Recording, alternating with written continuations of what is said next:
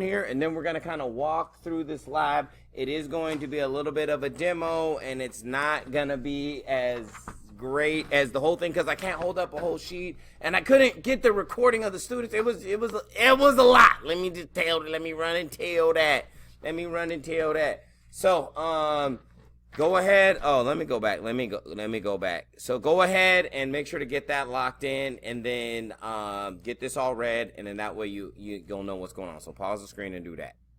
Okay, so this is the best setup that I could get. I tried, y'all. Okay, so when we put this in the center, it goes down just a little bit. So we see that. So again, I'm gonna go ahead and pull it tighter again, right? Pull it tighter. But when we put that in there, it goes down just a little bit, right? Cool. So that's the first thing we're supposed to do. Put that in the center. Then once we put this around it, boom. We see like no matter where we put that, it goes down to where that ball is at, okay? That's the first scenario. So that's test 1. So answer the questions based on what you see here.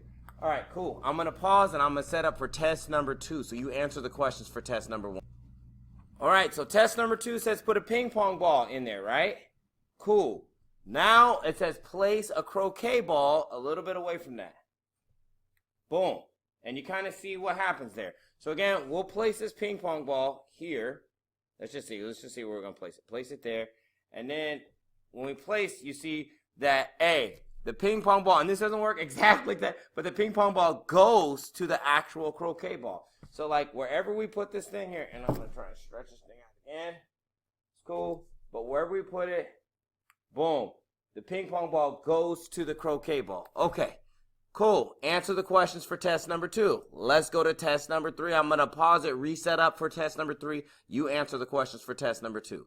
Make sure you have all the questions for test number 2 answered. Okay, cool.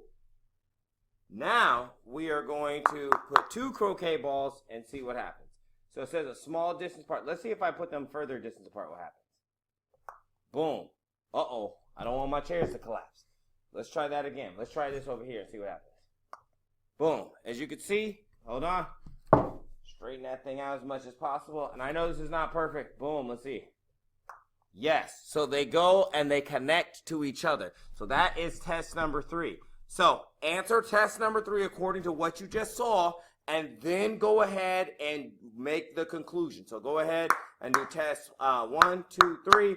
And then get the conclusion in there. And again, I think there is, if you are like, because I know I have one student who's like, I don't have my journal, I don't have my notebook. So make sure you go to the agenda slides, and then you'll be able to get, hold on, let me move myself.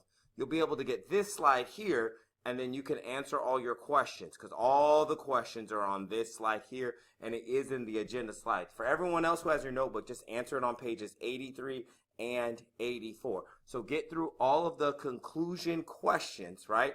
And then once you have done that, I'm going to move ahead. But once you have gotten all of this done, then you can move ahead in the video. All right, you got everything answered on this page, including the conclusion questions, all these conclusion questions here. So we're going to talk through each one of these conclusion questions. So in our model of gravitational force, what did the indentation? So when the ball sunk down, what did that indentation represent? Hopefully you're figuring that that represented like the gravitational force or the field that extends around the actual object itself. And then what were the 2 interactions? What were the test interactions between object 1 and object 2? How were they different than 3? Well, if you see 3, they went together.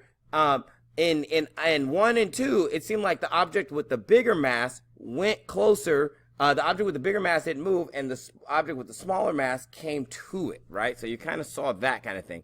What does that tell us about the mass of objects? Basically, hopefully you get this idea that the more mass, the more gravity an object has. And then in our model, were we actually observing the gravitational force between the actual different balls? So between the ping pong ball and the croquet ball, and between the croquet ball and croquet ball, hopefully you're going to say no. We were still observing the gravity of the most massive thing around us, and that is the planet Earth. So if you take a look, these are the answers right here. So The object with the larger mass will pull the object with the smaller mass towards it.